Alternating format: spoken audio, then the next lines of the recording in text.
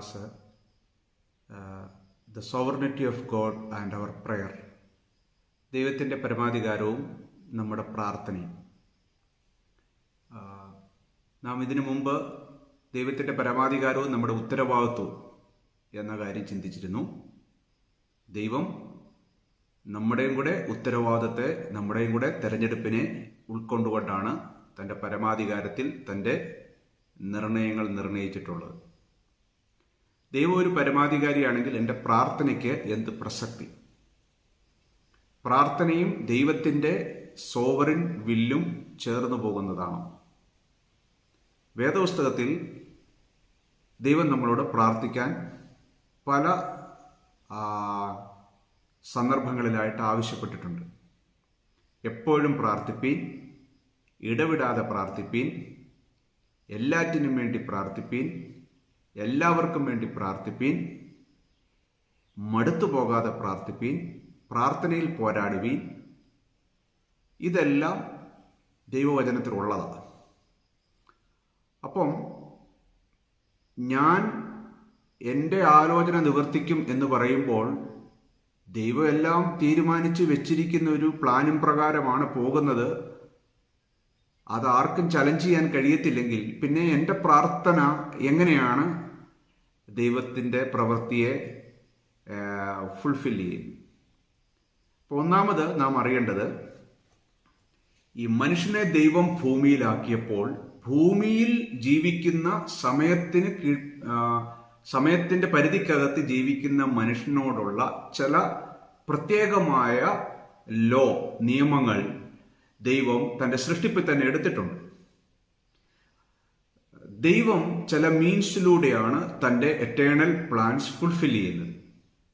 അപ്പോൾ അതിലൊന്ന് പ്രയറാണ്, 2 evangelism സുവിശേഷീകരണം, 3 faith, 4 repentance, 5 obedience. ഇങ്ങനെ പല മീഡിയയിലൂടെയാണ് ദൈവം തൻ്റെ ഉദ്ദേശത്തെ പൂർത്തീകരിക്കുന്നത്. ടൈമിൽ കൂടെ അല്ലെങ്കിൽ സമയത്ത് ജീവിക്കുന്ന മനുഷ്യരിലൂടെ. സമയത്തിന് പുറത്ത് ദൈവത്തിന് തൻ്റെ എറ്റേണൽ ഡിഗ്രി ആരോടും ചോദിക്കാതെ ഒരു മീൻസിന്റെ ആവശ്യമില്ലാതെ ചെയ്യാം. പക്ഷെ സമയത്തിന്റെ അകത്ത് ഉള്ള മനുഷ്യന്റെ ജീവിതത്തിലെ തീരുമാനങ്ങൾ തൻ്റെ എറ്റേണൽ ഡിഗ്രിയുമായി ചേർന്ന് പോകാൻ ദൈവം വെച്ചിരിക്കുന്ന മീൻസുകളാണ് വിശ്വസിക്കുക, മാനസാന്തരപ്പെടുക, സുവിശേഷം പറയുക, പ്രാർത്ഥിക്കുക. അപ്പം സമയത്തിന് പുറത്ത് എറ്റേണലി ദൈവത്തിന് ഒരു എറ്റേണൽ ഡിഗ്രി ഉണ്ട്, നിത്യമായ തീർപ്പുകളുണ്ട്. പക്ഷെ സമയത്തിന്റെ അകത്ത് ജീവിക്കുന്ന മനുഷ്യരിലൂടെ ചെയ്യുമ്പോൾ അവരുടെയും കൂടെ പ്രാർത്ഥനയും അവരുടെ സുവിശേഷീകരണവും അവരുടെ അനുസരണവും അവരുടെ പ്രതികരണവും കൂടെ ഉൾപ്പെടുത്തിയാണ് ടൈമിലെ കാര്യങ്ങളെ നിത്യമായ കാര്യങ്ങളോട് ഘടിപ്പിച്ചിരിക്കുന്നത്. അതുകൊണ്ട് നമ്മുടെ പ്രാർത്ഥന ദൈവത്തിന്റെ അനാദി നിർണയത്തിൽ നമ്മുടെ പ്രാർത്ഥനയും കൂടെ ഉൾപ്പെടുത്തിക്കൊണ്ടാണ് ദൈവം തൻ്റെ പ്ലാൻ തീരുമാനിച്ചിരിക്കുന്നത്, അല്ലെ ഡിസൈൻ ചെയ്തിരിക്കുന്നത്. അല്ലെങ്കിൽ എൻ്റെ പ്രാർത്ഥനയും കൂടെ ദൈവത്തിന്റെ പദ്ധതിയെ ഫുൾഫിൽ ചെയ്യുവാൻ ദൈവം തൻ്റെ പരമാധികാരത്തിൽ നിശ്ചയിച്ചിരിക്കുന്നു. സോ അത് നമുക്കൊരു പ്രിവിലേജാണ്. സോ ദൈവം നമ്മളെ ഒരു പാർട്ട്ണറായിട്ട് ഈ ഭൂമിയിൽ തൻ്റെ ഉദ്ദേശം നിവർത്തിക്കാനും തൻ്റെ അനാദിയിലെ നിർണയങ്ങളിലേക്ക് സെർവ് ചെയ്യപ്പെടുവാനും എൻ്റെ പ്രാർത്ഥനയും കൂടെ അവൻ സ്വീകരിക്കുന്നു എന്നത് നമ്മുടെ ലൈഫിലെ ഏറ്റവും വലിയ ഭാഗ്യമാണ്. ഒരു പാർട്ട്ണറായിട്ട് ദൈവം ഒരു പാർട്ട്ണർഷിപ്പിലാണ് വർക്ക് ചെയ്യുന്നത്. ആ പാർട്ട്ണർഷിപ്പിൽ പ്രയർ ഇമ്പോർട്ടൻ്റ് ആണ്. ഇന്ന് ഈ നിർണയവും പ്രാർത്ഥനയും വേദപുസ്തകത്തിൽ നമുക്ക് എങ്ങനെ കാണാം എന്നുള്ളത് നമുക്ക് ചിന്തിക്കാം. നമുക്ക് എഫേസ്യർ ലേഖനം ഏറ്റവും കൂടുതൽ എനിക്ക് തോന്നുന്നത് നമ്മുടെ ഈ ചിന്തയോടെ ലോകത്തിൽ എടുക്കുന്ന ഒരു വചനമാണ് എഫേസ്യർ 1. അപ്പൊ എഫേസ്യർ 1 ലോകസ്ഥാപനം മുമ്പ് തെരഞ്ഞെടുത്തു, അതിന്റെ 6 മുൻ നിയമിച്ചു, 9 മുൻ നിർണയിച്ചു, 11 സകലതും തന്റെ ആലോചന പ്രകാരം അവൻ ചെയ്യുന്നു. ഇതെല്ലാം നമ്മൾ പറയുമ്പോൾ എല്ലാം മുൻകൂട്ടി ചെയ്ത് മുൻ നിർണയിച്ച് എല്ലാം തീരുമാനിച്ച് വെച്ചിരിക്കുന്ന നമ്മളോട് പിന്നെ പ്രാർത്ഥിക്കേണ്ട ആവശ്യമുണ്ടോ എന്ന് ചോദിച്ചാൽ പൗലോസ് നമുക്കതിന് ഉത്തരം തരുന്നുണ്ട്. അതിന്റെ 15-ാമത്തെ വാക്യം. അപ്പോൾ 1 തൊട്ട് 11 വരെ ദൈവത്തിന്റെ പ്രീ ഡെസ്റ്റിനേഷൻ അല്ലെങ്കിൽ പ്രീ ഡിറ്റർമിനേഷൻ അല്ലെങ്കിൽ ദൈവത്തിന്റെ സോവറൻ പദ്ധതി എന്തുമാകട്ടെ, 15-ാമത്തെ വാക്യത്തിൽ അത് നിമിത്തം ഏത് നിമിത്തം? മുകളിൽ പറഞ്ഞിരിക്കുന്ന കാര്യങ്ങൾ നിമിത്തം ഞാനും നിങ്ങൾക്ക് കർത്താവായ യേശുവിലുള്ള വിശ്വാസത്തെയും സകല വിശുദ്ധന്മാരോടുള്ള സ്നേഹത്തെയും കുറിച്ച് കേട്ടിട്ട് നിങ്ങൾക്ക് വേണ്ടി ഇടപെടാതെ സ്തോത്രം ചെയ്തുകൊണ്ട് പ്രാർത്ഥനയിൽ നിങ്ങളെ ഓർത്തുകൊണ്ട് നമ്മുടെ കർത്താവായ യേശു ക്രിസ്തുവിന്റെ ദൈവവും മഹത്വവുമുള്ള പിതാവുമായവൻ. അപ്പോൾ താൻ അവിടെ ഒരു പ്രാർത്ഥന പ്രാർത്ഥിക്കുക. അപ്പോൾ ഓൾറെഡി മുൻ നിർണയിക്കപ്പെട്ടു, ലോകസ്ഥാപനം മുമ്പ് തെരഞ്ഞെടുക്കപ്പെട്ടു, മുൻ നിയമിച്ചിരിക്കുന്നു, ദത്തെടുത്തിരിക്കുന്നു, ഇതെല്ലാം ദൈവസമയത്തിന് മുമ്പേ ചെയ്തു കഴിഞ്ഞു എന്ന ആ വലിയ സത്യം പറഞ്ഞ ശേഷം പൗലോസ് പറയണം, ഞാൻ നിങ്ങൾക്ക് വേണ്ടി പ്രാർത്ഥിക്കുന്നു. അപ്പൊ പിന്നെ എന്തിനാ പ്രാർത്ഥിക്കുന്നത്? ദൈവം ഓൾറെഡി തെരഞ്ഞെടുത്തിട്ടുണ്ട്, ലോകസ്ഥാപനം മുമ്പ് മുൻ നിർണയിച്ചിട്ടുണ്ട്. തന്റെ ഹിതത്തിന്റെ ആലോചന പ്രകാരം സകലതും ദൈവം ചെയ്യുന്നെങ്കിൽ ഞാൻ എന്തിനാ പ്രാർത്ഥിക്കുന്നത്? എന്നിട്ട് പൗലോസിന്റെ പ്രാർത്ഥന എന്താ? നിങ്ങൾക്ക് പരിജ്ഞാനത്തിന്റെയും ജ്ഞാനത്തിന്റെയും വെളിപ്പാടിന്റെയും ആത്മാവിനെ തരേണ്ടതിന് നിങ്ങളുടെ ഹൃദയദൃഷ്ടി പ്രകാശിപ്പിച്ചിട്ട് അവന്റെ വിളിയാലുള്ള ആശ ഇന്നതെന്നും വിശുദ്ധന്മാരിൽ അവന്റെ അവകാശത്തിന്റെ മഹിമാതന ഇന്നതെന്നും. അപ്പൊ തന്റെ പ്രാർത്ഥന ഇങ്ങനെ മുന്നോട്ട് പോവാ, നമുക്കറിയാവുന്ന വാക്യമായി. അപ്പോൾ ഓൾറെഡി തെരഞ്ഞെടുക്കപ്പെട്ട വ്യക്തികളുടെ ഹൃദയദൃഷ്ടി ഇനിയും പ്രകാശിക്കപ്പെടാൻ പ്രാർത്ഥിക്കണോ? ശരിക്കും ദൈവത്തിന്റെ അനാദി നിർണയത്തിൽ പൗലോസിന്റെ ഈ പ്രാർത്ഥനയും കൂടെ ഉൾപ്പെടുത്തിയിട്ടുണ്ട്. അവന്റെ പ്രാർത്ഥനയും ദൈവം കേൾക്കുകയും അവരുടെ ഹൃദയദൃഷ്ടി പ്രകാശിക്കപ്പെടുന്നതിനും വിളിയാലുള്ള ആശയം എന്ന് ഗ്രഹിക്കുന്നതിനും അവരെ സഹായിക്കേണ്ടതിനും ദൈവം പ്രാർത്ഥനയാകുന്ന ആ മീൻസും കൂടെ എഫെസ്യ സഭയിലെ ജനത്തിന്റെ രക്ഷയോടും വളർച്ചയോടുമുള്ള ബന്ധത്തിൽ ദൈവം നിയമിച്ചിരിക്കുന്നു. ദൈവം ഓൾറെഡി അവരെ തെരഞ്ഞെടുത്തിട്ടുണ്ടെങ്കിലും. അപ്പൊ അതുകൊണ്ടാണ് ദൈവം മുന്നറിവിൽ ചിലരെ മുൻ നിയമിച്ചിട്ടുണ്ട്. പക്ഷെ അവർ വിശ്വസിക്കുകയും മാനസാന്തരപ്പെടുകയും ചെയ്യണമെന്നുള്ള അവരുടെ ഭാഗത്തുനിന്നുള്ള ഉത്തരവാദിത്തത്തെ കർത്താവ് നീക്കിയിട്ടില്ല. അതുപോലെ തന്നെയാണ് പ്രാർത്ഥനയും. അവരെയൊക്കെ നിയമിച്ചു, തെരഞ്ഞെടുത്തു, ഇനി നമുക്ക് കയറി കിടന്നുറങ്ങാൻ പ്രാർത്ഥിക്കണ്ട എന്ന് പറയുന്നില്ല. അപ്പോൾ ഇതിൻ്റെ അകത്തൊരു ലോജിക്ക് വേണേൽ കൊണ്ടുവരാം. അതായത് ദൈവം തന്റെ പരമാധികാരിയായി എല്ലാം ചെയ്യുന്നു. അവനെ ആർക്കും ചോദ്യം ചെയ്യാൻ കഴിയത്തില്ല. അവന്റെ ഉദ്ദേശങ്ങൾ ആർക്കും ചലഞ്ച് ചെയ്യാൻ കഴിയത്തില്ല. അപ്പൊ പിന്നെ നമ്മൾ എന്തിനാണ് പ്രാർത്ഥിക്കുന്നത്? അതുകൊണ്ട് പ്രയോജനമുണ്ടോ? തിരിച്ചൊരു ചോദ്യം, ദൈവം പരമാധികാരി അല്ലെങ്കിൽ നമ്മൾ പ്രാർത്ഥിച്ചുകൊണ്ട് വല്ല പ്രയോജനമുണ്ടോ? ദൈവം പരമാധികാരിയാണെങ്കിൽ നാം എന്തിനു പ്രാർത്ഥിക്കുന്നു? ശരി, അപ്പൊ ദൈവം പരമാധികാരി അല്ലാതിരുന്നേ? ദൈവം പരമാധികാരി അല്ല എങ്കിൽ നമ്മൾ പ്രാർത്ഥിക്കണമല്ലോ. പ്രാർത്ഥിച്ചാലല്ല കാര്യങ്ങൾ നടക്കത്തുള്ളൂ. ദൈവം ഓൾറെഡി ഡിസൈഡ് ചെയ്തിട്ടില്ല. അപ്പൊ ദൈവം പരമാധികാരി അല്ലെങ്കിൽ ഞാൻ പ്രാർത്ഥിക്കുന്നു, ദൈവം പരമാധികാരിയാണെങ്കിൽ ഞാൻ പ്രാർത്ഥിക്കേണ്ട ആവശ്യമില്ല എന്ന് പറഞ്ഞാൽ, ദൈവം പരമാധികാരി അല്ലെങ്കിൽ ഞാൻ പ്രാർത്ഥിക്കുന്നുണ്ട് എന്തെങ്കിലും പ്രയോജനമുണ്ടോ? ദൈവം പരമാധികാരി ആയിരിക്കുന്നു എന്നതുകൊണ്ടാണ് എന്റെ പ്രാർത്ഥനയ്ക്ക് ഫലമുള്ളത്. ദൈവം പരമാധികാരി അല്ലെങ്കിൽ ഞാൻ പ്രാർത്ഥിച്ചാലും പ്രയോജനമൊന്നുമില്ല, ഗ്യാരണ്ടി ഒന്നുമില്ല. അപ്പോൾ എന്റെ പ്രേയറിന്റെ അഷുറൻസ്, എന്റെ പ്രേയറിന്റെ ഗ്യാരണ്ടി ഒരു പരമാധികാരിയായ ഒരുവൻ എന്നോട് പ്രാർത്ഥിക്കാൻ ആവശ്യപ്പെട്ടു എന്നുള്ളതാണ്. അപ്പൊ അതൊരിക്കലും ഒരു കോൺട്രഡിക്ഷൻ ആകുന്നില്ല. അത് ദൈവം മനോഹരമായി സമന്വയിപ്പിച്ചിരിക്കുന്നു, എന്റെ പ്രേയറും തന്റെ എറ്റേണൽ ഡിക്രിയും. അപ്പോൾ പൗലോസ് ആ സഭയ്ക്ക് വേണ്ടി പ്രാർത്ഥിക്കുന്നു. അപ്പൊ തന്നെ ആ സഭയോട് പറയുകയാണ്, അനാദിയിലെ നിർണയമാണ് നിങ്ങളുടെ തെരഞ്ഞെടുപ്പ് എന്ന്. ഓക്കെ,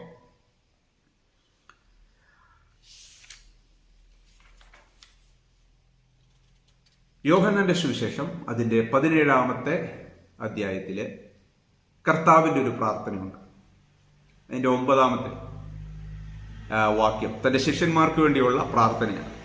ഞാൻ അവർക്ക് വേണ്ടി അപേക്ഷിക്കുന്നു, ലോകത്തിന് വേണ്ടിയല്ല, നീ എനിക്ക് തന്നിട്ടുള്ളവർ നിനക്കുള്ളവർ ആകൊണ്ട് അവർക്ക് വേണ്ടി അപേക്ഷിക്കുന്നു. അപ്പൊ ദൈവം പിതാവ് ഓൾറെഡി പുത്രന് തന്നതാണ്. പിതാവ് തന്നെങ്കിൽ പിന്നെ അപേക്ഷിച്ചാലും അപേക്ഷിച്ചില്ലെങ്കിലും അവർ സുരക്ഷിതരായിരിക്കുമല്ലോ. അപ്പം നീ എനിക്ക് തന്നിട്ടുള്ളവർക്ക് വേണ്ടിയാണ് ഞാൻ അപേക്ഷിക്കുന്നത്. അത് കഴിഞ്ഞ് 20-ാമത്തെ വാക്യത്തിൽ ഇവർക്ക് വേണ്ടി മാത്രമല്ല, ഇവരുടെ വചനത്താൽ എന്നിൽ വിശ്വസിപ്പാനിരിക്കുന്നവർക്ക് വേണ്ടിയും. നോക്കിക്കേ, അപ്പൊ നമ്മൾ ചിലപ്പോൾ പറയാറുണ്ട്, യുവാഞ്ചലിസത്തിന്റെ ആവശ്യമില്ല, സുവിശേഷീകരണത്തിന്റെ ആവശ്യമില്ല. ദൈവം കുറെ പേരെ തെരഞ്ഞെടുത്ത് വെച്ചിട്ടുണ്ടെങ്കിൽ പിന്നെ നമ്മൾ സുവിശേഷം പറഞ്ഞാലും ഇല്ലെങ്കിലും അവർ രക്ഷിക്കപ്പെടും. പക്ഷേ ഇവരുടെ വചനത്താൽ എന്നിൽ വിശ്വസിപ്പാനിരിക്കുന്നവർക്ക് വേണ്ടിയും. വചനം പോകണം, പറയണം, പ്രസംഗിക്കപ്പെടണം, കേൾക്കപ്പെടണം, പരിശുദ്ധാത്മാവ് അവരുടെ ഉള്ളിൽ ക്രിയ ചെയ്യണം, വിശ്വസിക്കണം. അങ്ങനെ ആ വിശ്വസിക്കാനിരിക്കുന്ന ആ തെരഞ്ഞെടുക്കപ്പെട്ടവർക്ക് വേണ്ടി കൂടെ ഞാൻ അപേക്ഷിക്കുന്നു. അപ്പം പ്രയറും ഇവാഞ്ചലിസും ഒരുപോലെ ദൈവത്തിന്റെ പദ്ധതിയെ ഫുൾഫിൽ ചെയ്യാൻ ദൈവം ഉപയോഗിക്കുന്നു. ഞാൻ പ്രാർത്ഥിച്ചില്ലെങ്കിൽ ദൈവത്തിൻ്റെ ഉദ്ദേശം നിറവേറത്തില്ലേ? നിറവേറും. നിങ്ങൾ പ്രാർത്ഥിച്ചില്ലെങ്കിലും ദൈവത്തിൻ്റെ ആത്യന്തിക പദ്ധതി നിറവേറും. ദൈവം തീരുമാനിച്ച പദ്ധതി നിറവേറും. പ്രാർത്ഥിക്കാതിരുന്നതിൻ്റെ പ്രയാസം, പ്രാർത്ഥിക്കാതിരുന്നതിൻ്റെ ക്ഷീണം, പ്രാർത്ഥിക്കാതിരുന്നതിൻ്റെ എന്താ പറയുന്നത്, ആ അനുഗ്രഹക്കുറവ് നിങ്ങൾക്കുണ്ടാവും. അപ്പോൾ പ്രാർത്ഥിച്ചാലും പ്രാർത്ഥിച്ചില്ലേലും ദൈവിക പദ്ധതി നിറവേറും. പ്രാർത്ഥന ഉൾപ്പെടുത്തിയിരിക്കുന്നത് എൻ്റെ വ്യക്തിപരമായ അനുഗ്രഹത്തിനും കൂടെയാണ്. അവനെ ആശ്രയിക്കുക, അവനെ വിശ്വസിക്കുക, അവനോടുകൂടെ സംസർഗം പുലർത്തുക, അവനോടൊപ്പം സമയം ചെലവഴിക്കുക. ഇതെല്ലാം പ്രാർത്ഥനയിലൂടെ സംഭവിക്കുമ്പോൾ എൻ്റെ ലൈഫിൽ ഉണ്ടാകുന്ന ഒരു ഗോഡ്ലിനെസ്, ദൈവഭക്തി, എന്നിൽ ഉണ്ടാകുന്ന ഒരു ദൈവിക ക്യാരക്ടറിന്റെ ഡെവലപ്മെന്റ്സ്, അതും കൂടെ ഉദ്ദേശിച്ചാണ് പ്രയർ വെച്ചിരിക്കുന്നത്. ഞാൻ പ്രാർത്ഥിച്ചിട്ട് അല്ല കർത്താവിന് കാര്യം ചെയ്യേണ്ടത്, ഞാൻ പ്രാർത്ഥിച്ചിട്ട് അല്ല കർത്താവിന് ഈ കാര്യം നീക്കേണ്ടത്. പക്ഷേ ആ പ്രാർത്ഥനയും കൂടെ ഉൾപ്പെടുത്തിയത്, ഒന്ന്, അത് എൻ്റെ ബ്ലെസ്സിങ്ങിനും എൻ്റെ ശുദ്ധീകരണത്തിനും ഞാനും ദൈവവും തമ്മിലുള്ള റിലേഷൻഷിപ്പ് ഡെവലപ്പ് ചെയ്യപ്പെടാനും, രണ്ട്, ആ പ്രാർത്ഥനയുടെയും കൂടെ ഉത്തരം ദൈവം തൻ്റെ ഉദ്ദേശത്തെ നിവർത്തിപ്പാനായിട്ട് ഉപയോഗിക്കുന്നു എന്നതും നമുക്ക് ഒരു വലിയ, അതാണ് ദൈവം ഈ ടൈമിൻ്റെ അകത്ത് വെച്ചിരിക്കുന്ന ദൈവത്തിൻ്റെ ആ നിയമം. അങ്ങനെയാ ദൈവം അത് സെറ്റ് ചെയ്തിരിക്കുന്നത്. അപ്പോൾ എൻ്റെ പ്രാർത്ഥന കേട്ടിട്ട് ദൈവം മനസ്സ് മാറ്റാനിരിക്കുകയല്ല, അതിനുവേണ്ടി കാത്തിരിക്കുകയല്ല. എൻ്റെ പ്രാർത്ഥനയ്ക്കായിട്ട് അവൻ കാത്തിരിക്കുന്നത് അവൻ്റെ ഉദ്ദേശം നിറവേറ്റാൻ വേണ്ടിയാണ്. അതുകൊണ്ട് പ്രാർത്ഥന ദൈവത്തിന്റെ എറ്റേണൽ പർപ്പസിനെ മാറ്റുന്നില്ല. ആർക്കും ദൈവത്തിന്റെ ഹിതത്തെ പ്രാർത്ഥിച്ചു മാറ്റാൻ കഴിയത്തില്ല. ദൈവത്തിന്റെ ഹിതത്തെ നിറവേറ്റുവാനാണ് പ്രാർത്ഥന ദൈവം നമുക്ക് തന്നിരിക്കുന്നത്. ഞാൻ ഇപ്പോൾ പറയുന്ന പ്രാർത്ഥന നിങ്ങളുടെ വ്യക്തിപരമായ ആവശ്യങ്ങൾക്ക്, കുഞ്ഞുങ്ങൾക്ക് വേണ്ടിയോ പിള്ളേരുടെ പഠിത്തത്തിന് വേണ്ടിയോ വിസായിക്ക് വേണ്ടിയോ ജോലിക്ക് വേണ്ടിയോ പ്രാർത്ഥിക്കുന്ന പേഴ്സണൽ ആവശ്യങ്ങളുടെ കാര്യങ്ങളല്ല പ്രധാനമായിട്ട് ഉദ്ദേശിക്കുന്നത്. എറ്റേണൽ പർപ്പസ്, നിത്യമായ കാര്യങ്ങൾക്ക് വേണ്ടി, സ്വർഗീയ കാര്യങ്ങൾക്ക് വേണ്ടി, ആത്മീയ വിഷയങ്ങൾക്ക് വേണ്ടിയുള്ള നമ്മുടെ പ്രാർത്ഥന ദൈവം ഡിസൈൻ ചെയ്തിരിക്കുകയാണ്, ഉൾപ്പെടുത്തിയിരിക്കുകയാണ്. ദൈവത്തിന്റെ എറ്റേണൽ ഡിഗ്രി, ആ വിധി നിവർത്തിക്കപ്പെടുവാൻ. അതുകൊണ്ട് എന്നോട് ദൈവം പ്രാർത്ഥിക്കുക, നിങ്ങൾ പ്രാർത്ഥിപ്പി. അപ്പൊ പ്രാർത്ഥിക്കാതിരുന്നുകൊണ്ട്, സുവിശേഷം പറയാതിരുന്നുകൊണ്ട് ഞാൻ കുറ്റക്കാരനാവും. അതിന്റെ ഫ്യൂച്ചർ പരിണിത ഫലം ഞാൻ അനുഭവിക്കണം. പക്ഷെ അത് ദൈവത്തിന്റെ അൾട്ടിമേറ്റ് ആയ ഫ്യൂച്ചർ പ്ലാനിനെ അത് അട്ടിമറിക്കത്തും ഇല്ല. അതുകൊണ്ട് കൊല ചെയ്യരുത് എന്ന കാര്യം നിങ്ങൾ ബ്രേക്ക് ചെയ്ത് കൊല ചെയ്താലും, കൊല ചെയ്യാതെ നിങ്ങൾ സത്യസന്ധനായി ജീവിച്ചാലും, ഒരിടത്തും ടൈമിന്റെ ഒരു ഇവന്റ്സിന്റെയും ഔട്ട്കം എറ്റേണിറ്റിയിൽ ഓൾറെഡി നിർണയിച്ചിരിക്കുന്ന കാര്യത്തെ ചേഞ്ച് ചെയ്യുകയല്ല. ടൈമിന്റെ അകത്തുനിന്ന് പുറത്തേക്ക് വരുന്ന ഔട്ട്കം, ടൈമിലെ ഒബീഡിയൻസ്, ടൈമിലെ പ്രെയർ, ടൈമിലെ സുവിശേഷീകരണം, ടൈമിലെ ഡിസിഷൻ മേക്കിംഗ്, ടൈമിലെ മർഡർ, ടൈമിലെ ജലസി, ടൈമിലെ ഈവിൾ, ഇതെല്ലാത്തിന്റെയും ഔട്ട്കം ടൈമിൽ നിന്ന് പുറത്തു വരുന്നത് നിത്യതയിൽ ദൈവം ഡിസൈൻ ചെയ്തിരിക്കുന്ന കാര്യത്തെ ഡെക്കറേറ്റ് ചെയ്യുക ചെയ്യുന്നത്. അപ്പൊ അതിൻ്റെ തന്റെ പ്രയറും ഉണ്ട്. അങ്ങനെയെങ്കിൽ എനിക്ക് പ്രാർത്ഥിക്കാൻ ഉത്സാഹം തോന്നുന്നു. കാരണം ഒരു പരമാധികാരി എൻ്റെ പ്രാർത്ഥനയെ ഗവേൺ ചെയ്യുന്നു എന്നതുകൊണ്ട് ഞാൻ പ്രാർത്ഥിച്ചാൽ അത് അർത്ഥവത്താണ്. ഇത് ഗവേൺ ചെയ്യാൻ ഒരാളില്ലെങ്കിൽ ഞാൻ പ്രാർത്ഥിക്കുന്നത് ഒരു പ്രയോജനമില്ല. അതുകൊണ്ട് പരമാധികാരി ആണ് എന്നത് പ്രാർത്ഥിപ്പാൻ നമ്മളെ ഉത്സാഹിപ്പിക്കുന്നു. അല്ലാതെ അവൻ പരമാധികാരി, അവനെല്ലാം തീരുമാനിച്ചുകൊണ്ട് എനിക്ക് പ്രാർത്ഥിക്കണ്ട എന്നതല്ല. ഇനി ഈ അവർ സുവിശേഷം അറിയിച്ച് എന്നിൽ വിശ്വസിക്കേണ്ടതിന്, അവർ സുവിശേഷം അറിയിച്ചാൽ ആരൊക്കെ വിശ്വസിക്കുമെന്ന് അവൻ മുന്നറിഞ്ഞിട്ടുണ്ട്, അവരെ മുൻ നിർണയിച്ചിട്ടുമുണ്ട്. അപ്പോൾ സുവിശേഷീകരണത്തിൽ കർത്താവ് തന്നെ പറയുന്നുണ്ട്, വിശ്വസിക്കാതെ എങ്ങനെ, കേൾക്കാതെ എങ്ങനെ വിശ്വസിക്കും, പോയി പറയാതെ എങ്ങനെ കേൾക്കും. അപ്പോൾ ഇതെല്ലാം മീൻസും ദൈവം വെച്ചിരിക്കുന്നത് ആ ഒരു ദൈവിക പർപ്പസിന്റെ നിറവേറലാണ്. ദൈവം നമ്മളെ കരുതും എന്ന് വേദോസ്തൽ എത്രയോ സ്ഥലത്ത് എഴുതിയിട്ടുണ്ട് അല്ലേ. അവൻ നിങ്ങൾക്ക് വേണ്ടി കരുതുന്നതാകിയാൽ നിങ്ങളുടെ സകല ചിന്താകുലും അവന്റെ മേൽ ഇട്ടുകൊള്ളുക. പക്ഷെ അവൻ കരുതുന്നത് എങ്ങനെയാ? നിങ്ങൾ അതുകൊണ്ട് തൂമ്പ എടുക്കേണ്ടതാണോ? അല്ല, തൂമ്പ എടുക്കണം, വാഴ കുഴിച്ചു വെക്കണം, തടവെടുക്കണം, അതിന് ചാണകം ഇടണം, അതിന് മരുന്ന് തളിക്കണം. ഇതെല്ലാം ആ മീൻസാണ് നിങ്ങളുടെ കരുതലിന് വേണ്ടി ദൈവം ഉപയോഗിച്ചിരിക്കുന്നത്. അതുകൊണ്ടാ ഹിസ്കിയാവിന് രോഗം വന്നു, അവന്റെ ആയുസ് നീട്ടി, പക്ഷേ അവന്റെ മുകളിൽ ഒരു അത്തിക്കട്ട പുരട്ടുക എന്ന ദൗത്യം ദൈവം മാറ്റിയില്ല. നിങ്ങളുടെ ഹെൽത്ത് നിങ്ങളുടെ ആഹാരത്തിലൂടെ ദൈവം വെച്ചിരിക്കുന്നു, അല്ലെങ്കിൽ നിങ്ങളുടെ ഹെൽത്തിന് ദൈവം മരുന്നും വെച്ചിരിക്കുന്നു. നിങ്ങളുടെ ഹെൽത്തിന് കാലാവസ്ഥയുടെ വ്യതിയാനങ്ങളിൽ നിങ്ങളെ തന്നെ സൂക്ഷിക്കുക എന്ന ആ സാമാന്യ ജ്ഞാനം ദൈവം വെച്ചിരിക്കുന്നു. നിങ്ങളുടെ ആഹാരത്തിന് നിങ്ങളുടെ അധ്വാനം വെച്ചിരിക്കുന്നു. എന്നാൽ നിങ്ങൾ അധ്വാനിച്ചതുകൊണ്ട് നിങ്ങൾക്ക് എല്ലാം കിട്ടണം നിർബന്ധമില്ല. നിങ്ങളുടെ അധ്വാനവും ദൈവത്തിന്റെ കരുണയും ആണ് നിങ്ങളെ പുലർത്തുന്നത്. അപ്പം കരുണ കാണിക്കാനും പരമാധികാരിയായി ഒരുവൻ ഉണ്ടെങ്കിലേ നിങ്ങളുടെ അധ്വാനവും പ്രയോജനമാകത്തുള്ളൂ. ദൈവത്തിന്റെ കൃപ, രക്ഷാകരമായ കൃപ ഉദിച്ചെങ്കിൽ മാത്രമേ എന്റെ സുവിശേഷീകരണവും പ്രയോജനമാകുന്നുള്ളൂ. ദൈവം പരമാധികാരത്തിൽ കാര്യങ്ങൾ ഡിസൈൻ ചെയ്തിട്ടുണ്ട് എന്നതുകൊണ്ടാണ് എന്റെ പ്രയറും അർത്ഥവത്താകുന്നത്. അതുകൊണ്ട് മനുഷ്യന്റെ ഉത്തരവാദിത്തം ദൈവത്തിന്റെ പരമാധികാരം നിലനിൽക്കുന്നത് കൊണ്ട് ഒരിക്കലും വേസ്റ്റ് ആകുന്നില്ല. അതൊരു ഡ്രാമായും ആകുന്നില്ല. അത് അർത്ഥവത്തായ ഒരു പ്രവൃത്തി തന്നെയാണ് ആകുന്നത്. ഇനി നീ എനിക്ക് തന്നിട്ടുള്ളവർക്ക് വേണ്ടി ഞാൻ അപേക്ഷിക്കുന്നു എന്ന് പറയുമ്പോൾ അവിടെ മറ്റൊരു പ്രശ്നമുള്ളത്, യോഹന്നാന്റെ 10-ാമത്തെ അധ്യായത്തില് അവിടെ ഈ കർത്താവ് പറയുന്നത് 10:28, യോഹന്നാന്റെ സുവിശേഷം 10:28, ഞാൻ അവയ്ക്ക് നിത്യജീവൻ കൊടുക്കുന്നു, അവ ഒരു നാളും നശിച്ചു പോകുകയില്ല, ആരും അവയെ എന്റെ കയ്യിൽ നിന്ന് പിടിച്ചു പറിക്കുകയുമില്ല. അവയെ തന്നിരിക്കുന്നത് എന്റെ പിതാവ്. എന്റെ കയ്യിലേക്ക് തന്നിരിക്കുന്നത് ഇവരെ പിതാവ് തന്നിരിക്കുന്നത്. പിതാവിന്റെ കയ്യിൽ നിന്ന് പിടിച്ചു പറിപ്പാൻ ആർക്കും കഴിയില്ല. പിതാവ് എന്റെ കയ്യിൽ തന്നിരിക്കുന്നു. ആ തന്നതിനെ, പിതാവിന്റെ ഉടമസ്ഥതയിലുള്ളതിനെ എന്റെ കയ്യിൽ നിന്ന് ആർക്കും പിടിച്ചു പറിപ്പാൻ കഴിയത്തില്ല എന്ന് കർത്താവ് പറഞ്ഞ പിന്നെ ഇനി അവർക്ക് വേണ്ടി എന്തിനു അപേക്ഷിക്കുന്നു? യേശു അത്ര മണ്ടനാണോ? എന്റെ കയ്യിൽ തന്നിരിക്കുന്ന ആടുകളെ ആർക്കും പിടിച്ചു പറിപ്പാൻ കഴിയത്തില്ലെങ്കിൽ അതറിയാവുന്ന യേശു അവർക്ക് വേണ്ടി മധ്യസ്ഥ അണയ്ക്കുകയാണ്. യേശുവിന്റെ പ്രാർത്ഥന ദൈവത്തിന്റെ ഹിതത്തെ നിറവേറ്റാനാണ്. നമ്മൾ കർത്താവിന്റെ പ്രാർത്ഥനയിൽ സ്വർഗത്തിലെ പോലെ നിന്റെ ഇഷ്ടം ഭൂമിയിലുമാകണേ, അതങ്ങ് ആയിക്കൊള്ളുവല്ലേ? അല്ല, അത് ദൈവം ഈ ഭൂമിയെ സൃഷ്ടിച്ചപ്പോൾ ആ ഒരു സബ്ജക്റ്റ് വരുന്നുണ്ട്. എർത്തിനെ സൃഷ്ടിച്ചപ്പോൾ, ഭൂമിയെ സൃഷ്ടിച്ചപ്പോൾ, മനുഷ്യനെ സൃഷ്ടിച്ചപ്പോൾ ഉള്ള ദൈവത്തിന്റെ നിയമവും നമ്മളെ പാർട്ട്നേഴ്സ് ആയിട്ട് ദൈവം ചെയ്ത ദൈവത്തിന്റെ പദ്ധതി, അത് നമ്മൾ മറ്റൊരു ക്ലാസ്സിൽ ചിന്തിക്കും. അപ്പോൾ സുവിശേഷം പറയുന്നില്ലെങ്കിൽ നിനക്കയ്യോ കഷ്ടം. അതിന്റെ വ്യക്തിപരമായിട്ടുള്ള തിന്മ നിനക്ക, അല്ലെങ്കിൽ അതിന്റെ ചെയ്യാഞ്ഞതിന്റെ ഉത്തരവാദിത്വം നിനക്ക. എന്നാൽ നീ സുവിശേഷം പറഞ്ഞില്ലെങ്കിൽ വേറൊരാൾ പറയും. ആരും പറഞ്ഞില്ലെങ്കിൽ ദൈവത്തിന് വേറെ മുഖാന്തരമുണ്ട്. പൗലോസ് രക്ഷിക്കപ്പെടുന്നത് ആരെങ്കിലും പറഞ്ഞിട്ടാണോ? ആരും പറഞ്ഞില്ല. പൗലോസിന് വേണ്ടി ആരെങ്കിലും പ്രാർത്ഥിച്ചോ? എനിക്ക് തോന്നുന്നില്ല പൗലോസിന് വേണ്ടി ആരെങ്കിലും പ്രാർത്ഥിച്ചിട്ടുണ്ടെന്ന്. എൻ്റെ ഒരു ഊഹമാണ്. കാരണം അത്രയും ക്രിസ്ത്യാനികളെ കൊല്ലാനായിട്ട് ഓടി നടക്കുന്ന ഒരു മനുഷ്യന് രക്ഷിക്കപ്പെടുമെന്ന് ഒരു മനുഷ്യന്റെ ഹൃദയത്തിൽ പോലും തോന്നിയിട്ടില്ല. അതുകൊണ്ട് പൗലോസിന് വേണ്ടി ഒരു ചെറിയ പ്രാർത്ഥന, തമാശന് പോലും ആരും പ്രാർത്ഥിക്കാൻ വഴിയില്ല ഒരുപക്ഷെ ആ ആദിമസഭയിൽ. പക്ഷേ ആ പ്രാർത്ഥിക്കാൻ ആരുമില്ലായിരിക്കാം, സുവിശേഷം പറയാൻ ആരുമില്ലായിരിക്കാം. പക്ഷെ ദൈവം ഡിവൈനായി, സൂപ്പർ നാച്ചുറലായി ദമോസ്കസിന്റെ പടിവാതിൽക്ക് വെച്ച് പൗലോസിനെ എൻകൗണ്ടർ ചെയ്യുന്നുണ്ട്. അപ്പം ദൈവത്തിന് സുവിശേഷം പറയണം നിർബന്ധമില്ല. ഒരുപക്ഷെ ദൈവം ഒരു എൻകൗണ്ടർ പേഴ്സണലായിട്ട് നൽകാം, ദർശനത്തിൽ കൂടെ സംസാരിക്കാം, സ്വപ്നത്തിലൂടെ സംസാരിക്കാം. ഒരു അപകടം വന്ന് ഒരാള് ഒരു പ്രത്യേക പ്രതിസന്ധിയിൽ എത്തുമ്പോൾ ദൈവത്തെങ്കിലേക്ക് തിരിയാം.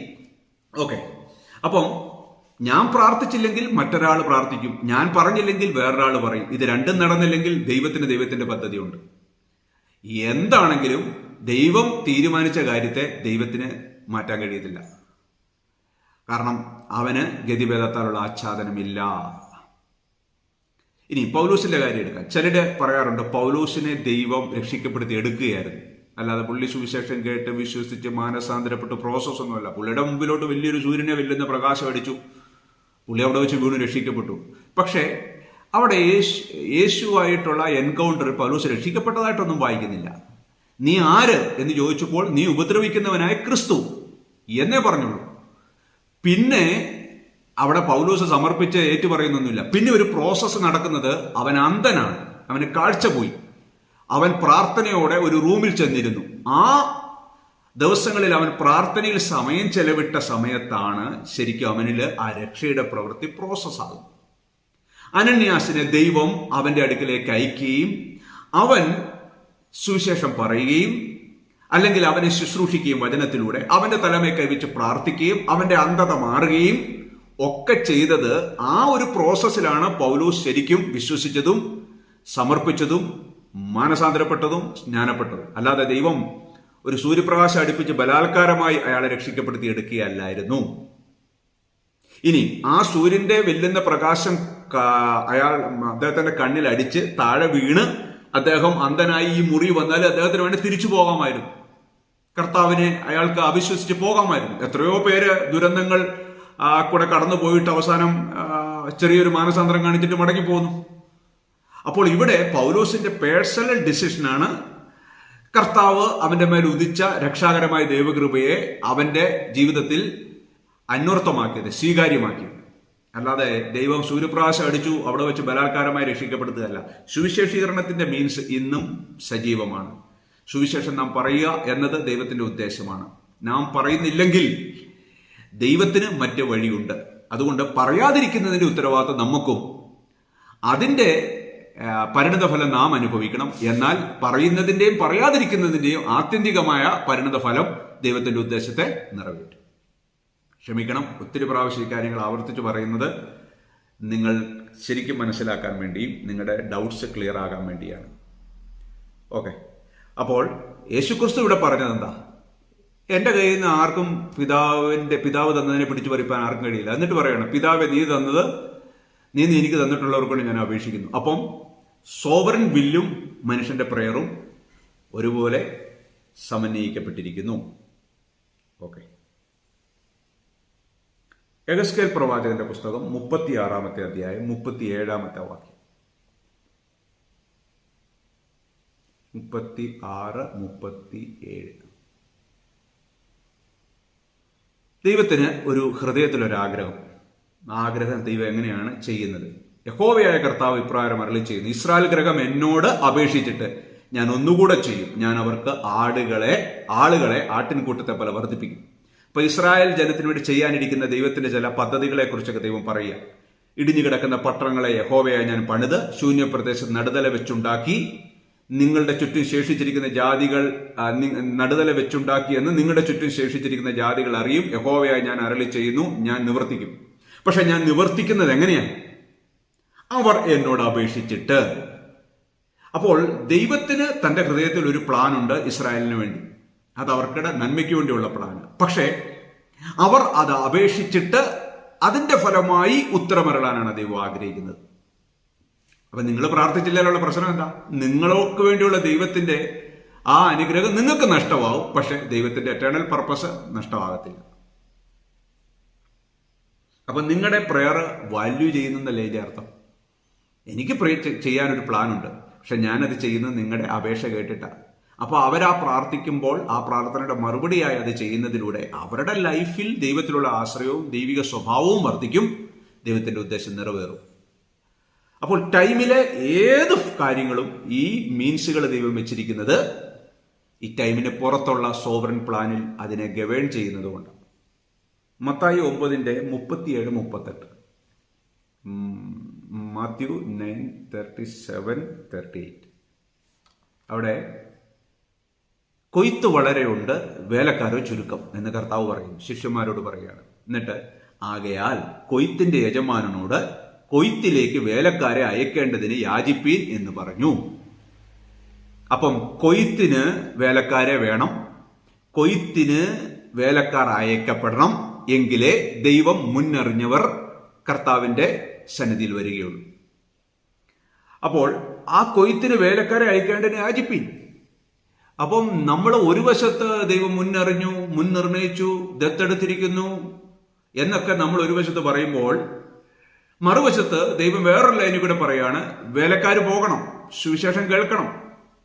ഇനി ആ വേലക്കാരെ അയക്കേണ്ടതിന് വേണ്ടി പ്രാർത്ഥിക്കണം. ദൈവം ഇതെല്ലാം ചെയ്തെടുക്കുമോ? ഇല്ല. ഭൂമിയിലുള്ള ദൈവത്തിന്റെ പദ്ധതി ഈ നിലയിലാണ് ദൈവം തീരുമാനിച്ചിരിക്കുന്നത്. Through man, through means, through the partnership with human being.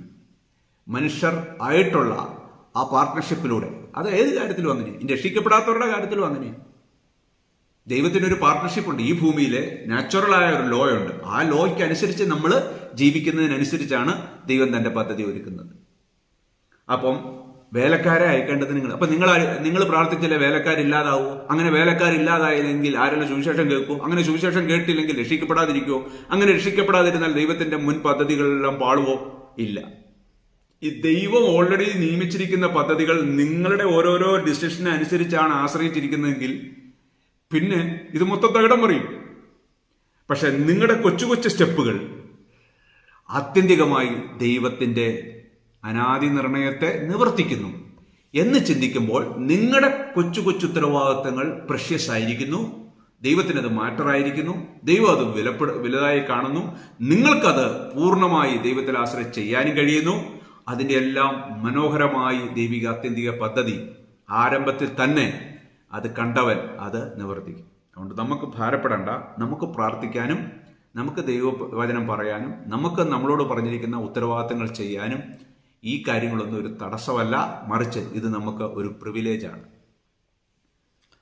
Okay. വെളിപ്പാട് പുസ്തകം 8-ാം അധ്യായം അതിൻ്റെ 3-ാമത്തെ വാക്യം. ഇത്രയും വചനങ്ങൾ പറയുന്നത് നിങ്ങൾക്ക് ഈ ഒരു സബ്ജക്റ്റ് പഠിക്കുമ്പോൾ അത് സംബന്ധിച്ചുള്ള എല്ലാ കാര്യങ്ങളും മനസ്സിലാക്കണം എന്ന് വിചാരിച്ചാണ്. വിശുദ്ധന്മാരുടെ പ്രാർത്ഥനയെക്കുറിച്ച് പറയുകയാണ്. മറ്റൊരു ദൂതൻ ഒരു സ്വർണ്ണ ധൂപകലശവുമായി വന്ന് യാഗപീഠത്തിനരികെ നിന്ന് സിംഹാസനത്തിന്റെ മുമ്പിലുള്ള സ്വർണ്ണപീഠത്തിന്മേൽ സകല വിശുദ്ധന്മാരുടെയും പ്രാർത്ഥനയോട് ചേർക്കേണ്ടതിന് വളരെ ധൂപവർഗം അവന് കൊടുത്തു. അപ്പം സകല വിശുദ്ധന്മാരുടെയും പ്രാർത്ഥനയോട് ചേർക്കേണ്ടതിന് ധൂപവർഗം കൊടുത്തു ഒരു ദൂതന്. ഞാൻ വിശ്വസിക്കുന്നത് സകല വിശുദ്ധന്മാരെന്ന് പറയുന്നത് ഈ അപ്പോൾ ജീവിച്ചിരിക്കുന്ന വിശുദ്ധന്മാരല്ല, മരിച്ചുപോയ ഈ ഭൂമിയിൽ ജീവിച്ച് മരിച്ചുപോയ സകല വിശുദ്ധന്മാരും അവർ ദൈവത്തിൽ ആശ്രയിച്ച് ദൈവഹിതം തിരിച്ചറിഞ്ഞ് പ്രാർത്ഥിച്ചിട്ടുള്ള പ്രാർത്ഥന. ഇത് ഗൾഫ് പ്രാർത്ഥനകളും വിസ പ്രാർത്ഥനകളുടെ കാര്യമല്ല കേട്ടോ. ദൈവം നമ്മുടെ ഉള്ളിൽ ഇനിഷ്യേറ്റ് ചെയ്തെടുത്തിരിക്കുന്ന പ്രാർത്ഥന, അവന്റെ ഹിതപ്രകാരം നാം എന്ത് യാചിച്ചാലും. ഇപ്പം ദൈവത്തിന്റെ പരിശുദ്ധാത്മാവ് നമ്മുടെ ഉള്ളിൽ ഇരുന്നു കൊണ്ട് ഉച്ചരിച്ചുകൂടാത്ത ഞരക്കങ്ങളാൽ നമുക്ക് വേണ്ടി പക്ഷവാദം ചെയ്ത ആ പ്രാർത്ഥനകൾ, അതെല്ലാം ഒരു യാഗപീഠത്തിനരികെ ഒരു കലശത്തിൽ ധൂപവർഗമിട്ട് അവസാനം അത് ദൈവത്തിങ്കിലേക്ക് പോവുകയാണ്. ധൂപവർഗത്തിന്റെ പുക വിശുദ്ധന്മാരുടെ പ്രാർത്ഥനയോടുകൂടെ ദൂതന്റെ കയ്യിൽ നിന്ന് ദൈവസന്നിധിയിലേക്ക് കയറി. അതുകൊണ്ട് ഒരു ഒറ്റ വിശുദ്ധന്റെയും പ്രാർത്ഥന വൃഥാവാകത്തില്ല. ദൈവതക പ്രകാരം പ്രാർത്ഥിച്ച പ്രാർത്ഥന 15-ാം നൂറ്റാണ്ടിൽ ജീവിച്ചിരുന്ന വിശുദ്ധൻ, 6-ാം നൂറ്റാണ്ടിൽ ജീവിച്ചിരുന്ന വിശുദ്ധൻ, 1-ാം നൂറ്റാണ്ടിൽ ജീവിച്ചിരുന്ന വിശുദ്ധൻ, 21-ാം നൂറ്റാണ്ടിൽ ജീവിച്ചിരിക്കുന്ന ഒരു വിശുദ്ധന്റെയും പ്രാർത്ഥന ഒന്നും നഷ്ടപ്പെട്ടിട്ടില്ല. അവിടെ ദൈവത്തിന്റെ യാഗപീഠത്തിനരികെ ഒരു സ്വർണ്ണധൂപകലശവുമായി നിൽക്കുന്ന ദൂതൻ, അവിടെ പ്രാർത്ഥന സേഫാ. ആ പ്രാർത്ഥന എല്ലാം അവിടെ കളക്ട് ചെയ്യപ്പെട്ടിട്ടുണ്ട്, സൂക്ഷിക്കപ്പെട്ടിട്ടുണ്ട്. അതിലേക്ക് ഇനി ദൈവം തന്റെ ധൂപവർഗമിടും. ആ ധൂപവർഗമിടുമ്പോൾ അതിന്റെ ആ പുക ദൈവത്തിന്റെ സന്നിധിയിലേക്ക് കയറുമ്പോൾ എന്ത് സംഭവിക്കും? 5, ദൂതൻ ധൂപകലശം എടുത്ത് യാഗപീഠത്തിലെ കനൽ നിറച്ച് ഭൂമിയിലേക്ക് എറിഞ്ഞു. ഉടനെ ഇടിമുഴക്കവും നാദവും മിന്നലും ഭൂകമ്പവും ഉണ്ടായി. പിന്നീട് ഭൂമിയിൽ നടക്കാൻ പോകുന്ന ചില ന്യായവിധികളെ കുറിച്ചാണ് പറയുന്നത്. അപ്പോൾ പ്രയർ ഒരുപക്ഷെ 15-ാം നൂറ്റാണ്ടിൽ നടത്തിയതായിരിക്കാം, പ്രയർ കഴിഞ്ഞ മാസം നടത്തിയതായിരിക്കാം. പക്ഷേ ആ വിശുദ്ധന്മാരുടെ പ്രാർത്ഥനയുടെ ഉത്തരമായിട്ടും കൂടെയാണ് ദൈവം ഭൂമിയിൽ തന്റെ വിധി കൽപ്പിക്കുന്നത്. നോക്കുക, ദൈവത്തിന്റെ പദ്ധതിക്കകത്ത് എന്നെയും കൂടെ പാർട്ട്ണറാക്കി വെച്ചിരിക്കുകയാണ്, പ്രത്യേകിച്ച് ഭൂമിയിലുള്ള ദൈവത്തിന്റെ ഉദ്ദേശങ്ങൾക്ക്. അതുകൊണ്ടാണല്ലോ ദൈവം അബ്രഹാമിനോട് പറഞ്ഞത്, നീ സന്താനപുഷ്ടിയുള്ളവരായി പെരുകി, നീ ഇതിനെ വാഴാൻ പറഞ്ഞത്. ഒരു പാർട്ട്ണർഷിപ്പാണ്. നമ്മൾ ആ സബ്ജക്റ്റ് വരുമ്പോൾ അത് കൂടുതൽ വിശദമായിട്ട് ചിന്തിക്കും. അപ്പം പ്രയർ ഒന്നും വിഫലമല്ല. പ്രയർ ദൈവത്തിന് ഇമ്പോർട്ടൻ്റ് ആണ്. ആ പ്രയറിന്റെ ഉത്തരമായിട്ട് താഴോട്ട് പറഞ്ഞിരിക്കുന്ന പല ഭൂമിയിൽ നടക്കുന്ന പല മാറ്റങ്ങളും സംഭവിക്കുന്നതായിട്ട് നമുക്ക് മനസ്സിലാകുന്നു. എന്നാൽ പിന്നെ നമ്മുടെ പ്രാർത്ഥനയെല്ലാം ദൈവത്തിന് ചെയ്യരുതോ? ചെയ്യാൻ പറ്റത്തില്ല. കാരണം ഭൂമി ദൈവത്തിന്റെ പദ്ധതി നിറവേറ്റാൻ ദൈവം വെച്ചിരിക്കുന്ന ആ മനുഷ്യനും അവന്റെ വിശ്വാസവും തെരഞ്ഞെടുപ്പും പ്രാർത്ഥന എന്ന അതിനെ ദൈവം നെഗ്ലക്ട് ചെയ്യുകയോ അതിനെ ദൈവം തള്ളിക്കളഞ്ഞുകൊണ്ടോ ദൈവം തന്റെ പ്രവൃത്തി ചെയ്യത്തില്ല. അങ്ങനെ ചെയ്യാൻ കഴിയുന്ന പ്രവൃത്തികളുണ്ട്. മനുഷ്യനോട് ചോദിക്കാതെയോ പ്രാർത്ഥനയ്ക്കായി കാത്തിരിക്കാതെയോ അവന്റെ തീരുമാനത്തിനായി വെയിറ്റ് ചെയ്യാതെ ദൈവത്തിന് വേറെ പല കാര്യങ്ങൾ ചെയ്യാം. എന്നാൽ ഈ കാര്യങ്ങൾ ഇവന്റെയും കൂടെ തീരുമാനത്തെ, മനുഷ്യന്റെയും കൂടെ തീരുമാനത്തെ ഉൾക്കൊണ്ടുകൊണ്ടാണ് ചെയ്യുന്നത്. അതുകൊണ്ട് ഞാൻ ഒന്നുകൂടെ ആവർത്തിക്കുകയാണ്, ദൈവം തന്റെ ഹിതം മാറ്റാൻ വേണ്ടി കാത്തിരിക്കുകയല്ല പ്രാർത്ഥന കൊണ്ട്. ദൈവം നമ്മുടെ പ്രാർത്ഥനയ്ക്കായി കാത്തിരിക്കുന്നത് അവന്റെ ഹിതം ഫുൾഫിൽ ചെയ്യാൻ വേണ്ടിയാണ്. ഓക്കെ. അടുത്തത് യെരമ്യാ പ്രവാചകന്റെ പുസ്തകം 29:10. ഈ ദാനിയേലിന്റെ ഒരു പ്രാർത്ഥനയെക്കുറിച്ച് നമുക്ക് ഈ ദാനിയേല് അതിന്റെ 9-ാമത്തെ അധ്യായത്തിന്റെ 2 വായിച്ചിട്ട് യെരമ്യാ 29:10 വരാം. ദാനിയേൽ അതിന്റെ 9:2. അതായത് ദാനിയേല് യെരമ്യാ പ്രവാചകന്റെ പുസ്തകം വായിച്ചപ്പോൾ ദാനിയേലിന് മനസ്സിലായി ഇസ്രായേൽ മക്കളുടെ ബാബിലോണിലുള്ള പ്രവാസം 70 വർഷം. 2-ാം വാക്യം 9:2. അവന്റെ വാഴ്ചയുടെ 1-ാം ആണ്ടിൽ തന്നെ ദാനിയേൽ എന്ന ഞാൻ യെരുശലേമിന്റെ ശൂന്യാവസ്ഥ 70 സംവത്സരം കൊണ്ട് തീരും എന്നിങ്ങനെ യഹോവയുടെ അരുളപ്പാട് യെരമ്യാ പ്രവാചകൻ ഉണ്ടായ പ്രകാരം ഒരു കാലസംഖ്യ പുസ്തകങ്ങളിൽ നിന്ന് ഗ്രഹിച്ചു. പുസ്തകം വായിച്ച് അവൻ മനസ്സിലാക്കി. ഒരുപക്ഷെ ദാനിയേൽ അതിനു മുമ്പ് മനസ്സിലാക്കിയിട്ടില്ല. എത്ര നാള് ഇവിടെ പ്രവാസത്തിൽ കഴിയുമെന്ന് ദാനിയേലിന് അറിയില്ല. എന്നാൽ ഒരു ദിവസം ഒരുപക്ഷെ ഒരു ദൈവത്തിന്റെ പ്രത്യേകമായ ഗൈഡൻസിൽ അവൻ ആ പുസ്തകം എടുത്ത് വായിച്ചപ്പോൾ അവന് മനസ്സിലായത് ഞങ്ങളുടെ പ്രവാസം 70 സംവത്സരം. അത് ഓൾറെഡി പ്രീ ഡിറ്റർമൈൻഡ് ആണ്, പ്രീ ഓർഡൈൻഡ് ആണ്, തീരുമാനിച്ചു കഴിഞ്ഞിരിക്കുന്നു. അപ്പോൾ ദാനിയേല് എന്നാൽ ഇനിയിപ്പം നമുക്ക് പ്രത്യേകിച്ച് ഒന്നും ചെയ്യാനില്ല, ഏതായാലും 70 വർഷം കാത്തിരിക്കണം. അല്ല, അപ്പോൾ ഞാൻ ഉപവസിച്ചും രട്ടുടുത്തും വെണ്ണീരിലിരുന്നു കൊണ്ട് പ്രാർത്ഥനയോടും യാചനയോടും കൂടെ അപേക്ഷിക്കേണ്ടതിന് ദൈവമായ കർത്താവിലേക്ക് മുഖം തിരിച്ചു. ദൈവം ഓൾറെഡി നിർണയിച്ചിരിക്കുന്ന 70 സംവത്സരത്തെ ദാനിയേല് പ്രാർത്ഥന കൊണ്ട് മാറ്റുമെന്ന് ഞാൻ വിചാരിക്കുന്നില്ല. മറിച്ച് തന്നെ സമർപ്പിക്കുകയും തന്റെ പിതാക്കന്മാരുടെ പാപങ്ങളെ ഏറ്റുപറയുകയും ദൈവം തന്റെ വാഗ്ദത്തം നിറവേറ്റണമെന്ന് ദൈവത്തോട് അപേക്ഷിക്കുക ചെയ്യും. ഈ 70 50 ആക്കാനായിട്ട് അവിടെ ദാനിയേല് പ്രാർത്ഥിച്ചിട്ടില്ല. ഇനിയും ഇത് ക്ലിയർ ആയിട്ട് മനസ്സിലാണ്. യെരമ്യാവ് 29:10 വരണം. യെരമ്യാവ് 29:10. യെരമ്യാവാണല്ലോ ഇത് പ്രവചിച്ചത്. അപ്പൊ അവിടെ എന്താണ് പറയുന്നത് നമുക്ക് നോക്കാം. യഹോവ ഇപ്രകാരം അരുളിച്ചെയ്യുന്നു, ബാബേലിലെ 70 സംവത്സരം കഴിഞ്ഞ ശേഷമേ ഞാൻ നിങ്ങളെ സന്ദർശിച്ച് ഈ സ്ഥലത്തിലേക്ക് മടക്കി വരുത്തുമെന്ന് നിങ്ങളോടുള്ള എന്റെ വചനം ഞാൻ നിവർത്തിക്കത്തുള്ളൂ. ബാബിലോണിൽ 70 സംവത്സരം കഴിഞ്ഞ ശേഷമേ ഞാൻ നിങ്ങളെ ഈ സ്ഥലത്തേക്ക് മടക്കി വരുത്തുമെന്ന പ്രവചനം നിവർത്തിക്കുകയുള്ളൂ. അത് ക്ലിയറാ, അതൊരു ഡിഗ്രിയാ. അതിനി 59 ആക്കത്തില്ല, 69 ആക്കത്തില്ല, 71 ആക്കത്തില്ല. അപ്പോൾ ദാനിയേൽ ഇത് വായിക്കുമ്പോൾ ദാനിയേല് പ്രാർത്ഥിച്ചത് ആ ഡിഗ്രി മാറ്റാനല്ല. ഡിഗ്രി മാറത്തില്ല, ദൈവത്തിന്റെ തീർപ്പുകൾ മാറത്തില്ല. എന്നാൽ അത് നിറവേറിക്കോളുവല്ലേ. നിന്റെ ഇഷ്ട സ്വർഗത്തിലെ പോലെ ഭൂമിയിലാകാൻ ഞാൻ പ്രാർത്ഥിക്കണ്ട, നിറവേറിക്കോളുവല്ലേ. ഇല്ല, ഈ പാർട്ട്ണർഷിപ്പിൽ നിനക്കൊരു ഉത്തരവാദിത്വമുണ്ട്. അത് നിനക്ക് തന്നിരിക്കുന്നു. ആ ഉത്തരവാദിത്വം നീ നിറവേറ്റണം. അടുത്തതാണ് നമ്മൾ തിരിച്ചറിയേണ്ടത്. അങ്ങനെ നീ എന്നാ പറഞ്ഞാലും 70 വർഷം കഴിഞ്ഞേ തിരിച്ചു വരത്തുള്ളൂ, ഈ വചനം നിവർത്തിക്കത്തുള്ളൂ. എന്നിട്ട് അടുത്ത് പറയുന്നത്, നിങ്ങൾ പ്രത്യാശിക്കുന്ന ശുഭഭാവി വരുവാൻ തക്കവണ്ണം ഞാൻ നിങ്ങളെക്കുറിച്ച് നിരൂപിക്കുന്ന നിരൂപണങ്ങൾ ഇന്നവയെന്ന് ഞാൻ അറിയുന്നു, അവ തിന്മയ്ക്കല്ല നന്മയ്ക്കത്രേ എന്ന് യഹോവയുടെ അരുളപ്പാട്. എന്നിട്ട് നിങ്ങൾ എന്നോട് അപേക്ഷിച്ച് എന്റെ സന്നിധിയിൽ വന്ന് പ്രാർത്ഥിക്കുകയും ഞാൻ നിങ്ങളുടെ പ്രാർത്ഥന കേൾക്കുകയും ചെയ്യും. 70 സംവത്സരം കഴിയാതെ നിങ്ങൾ മടങ്ങി വരത്തില്ല എന്ന് എന്റെ വചനം അത് കഴിഞ്ഞേ നിവർത്തിക്കത്തുള്ളൂ. അതുകൊണ്ട് നിങ്ങൾ ഇനിയും പ്രാർത്ഥിക്കേണ്ടെന്നല്ല, നിങ്ങൾ പ്രാർത്ഥിക്കുക. നിങ്ങൾ പ്രാർത്ഥിക്കുമ്പോൾ ഞാൻ എൻ്റെ പ്രാർത്ഥന കേൾക്കും. പ്രിയമുള്ളവരെ, ദൈവത്തിൻ്റെ നിർണയവും മനുഷ്യനോടുള്ള ദൈവത്തിൻ്റെ പ്രാർത്ഥിക്കാൻ പറഞ്ഞ ആഹ്വാനവും ഈ രക്ഷിക്കപ്പെട്ട ദൈവത്തിൽ നിന്ന് ജനിച്ച ആരും ചിന്തിക്കത്തില്ല, ഞാൻ പ്രാർത്ഥിച്ചില്ലേലും കാര്യം നടന്നോളൂ എന്ന്. ദൈവത്തിൽ നിന്ന് ജനിച്ച മനുഷ്യന്റെ ഹൃദയത്തിൽ പരിശുദ്ധാത്മാവ് ഞരങ്ങും പ്രാർത്ഥിപ്പാൻ. ആ പ്രാർത്ഥന ധൂപവർഗമായി ദൈവത്തിന്റെ സന്നിധി ചെല്ലും. അതിന്റെ ഉത്തരമായി ദൈവം ചില കാര്യങ്ങൾ ഭൂമിയിലും ദൈവത്തിന്റെ പദ്ധതിയിൽ നിറവേറ്റും. അപ്പോൾ 70 വർഷം വരെ നിങ്ങൾക്ക് ഉണ്ട് കഷ്ടം. അതുകൊണ്ട് നിങ്ങൾ പ്രാർത്ഥിക്കേണ്ടെന്നല്ല, അവൻ നിങ്ങൾക്ക് തക്ക സമയത്ത് നിങ്ങളെ ഉയർത്തേണ്ടതാകിയാൽ അവന്റെ ബലമുള്ള കരങ്ങളിൽ താണിരിപ്പിൻ. ഒരു തക്ക സമയം വെച്ചിട്ടുണ്ട്, ആ തക്ക സമയം അവൻ നടന്നോളൂ എന്നല്ല, നീ ബലമുള്ള കരങ്ങളിൽ താണിരിക്കുക എന്നതുമായിട്ട് ബന്ധപ്പെട്ട ആ തക്ക സമയം ദൈവം ഡിസൈൻ ചെയ്തിരിക്കുന്നു. അപ്പം ബലമുള്ള കരങ്ങളിൽ താണിരിക്കേണ്ട എന്റെ ഉത്തരവാദിത്വവും തക്ക സമയത്ത് ഉയർത്തുക എന്ന ദൈവത്തിന്റെ പ്ലാനും ഒരുപോലെയാണ് ദൈവം ഡിസൈൻ ചെയ്തിരിക്കുന്നത്. അപ്പോൾ നിങ്ങൾ എന്നോട് അപേക്ഷിക്കും, അപ്പൊ ഞാൻ കേൾക്കും. എന്നതിനാ കേൾക്കുന്നത്? നീ 70 വർഷം കഴിഞ്ഞല്ലേ ഞങ്ങളെ മടക്കി വരത്തുള്ളൂ, എന്നെ പ്രാർത്ഥിച്ചിട്ട് കാര്യം തന്നെ, ഉപവസിച്ചിട്ട് കാര്യം തന്നെ അല്ല. ദൈവിക പദ്ധതിക്കകത്ത് ദൈവത്തിന്റെ തീരുമാനങ്ങളെ ദൈവം അടിച്ച് ഏൽപ്പിക്കുകയല്ല, അത് വെച്ചിരിക്കുമ്പോൾ തന്നെ ദൈവം പറയാണ് നിങ്ങൾ പ്രാർത്ഥിക്കുക.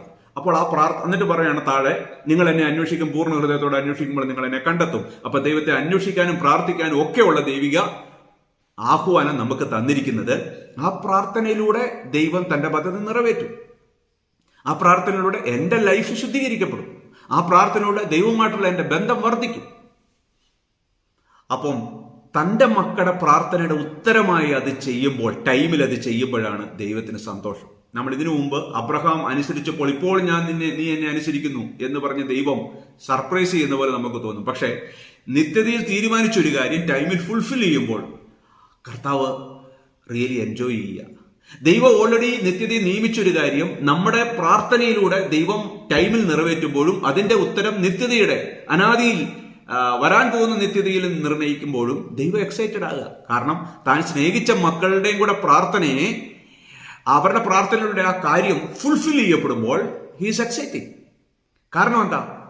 അവൻ നമ്മളോട് താതാത്മ്യപ്പെടുന്നു. അവൻ നമ്മുടെ പ്രാർത്ഥനയുടെ മുകളിൽ വസിക്കുന്നു. അവൻ നമ്മളുമായി അപ്പനും മക്കളും എന്ന പോലെ റിലേറ്റ് ചെയ്യുന്നു. പ്രിയമുള്ളവരെ, ആ നിലയിൽ ഒരാളെ കണ്ടു കഴിയുമ്പോൾ ഒരിക്കലും ആരും പറയത്തില്ല ഞാൻ പ്രാർത്ഥിക്കേണ്ട ആവശ്യമില്ല, പ്രാർത്ഥിച്ചില്ലേലും കാര്യങ്ങൾ നടക്കും. അവസാനം ലൂക്കോസ് 22:32 വാക്യം. ലൂക്കോസ് 22:32.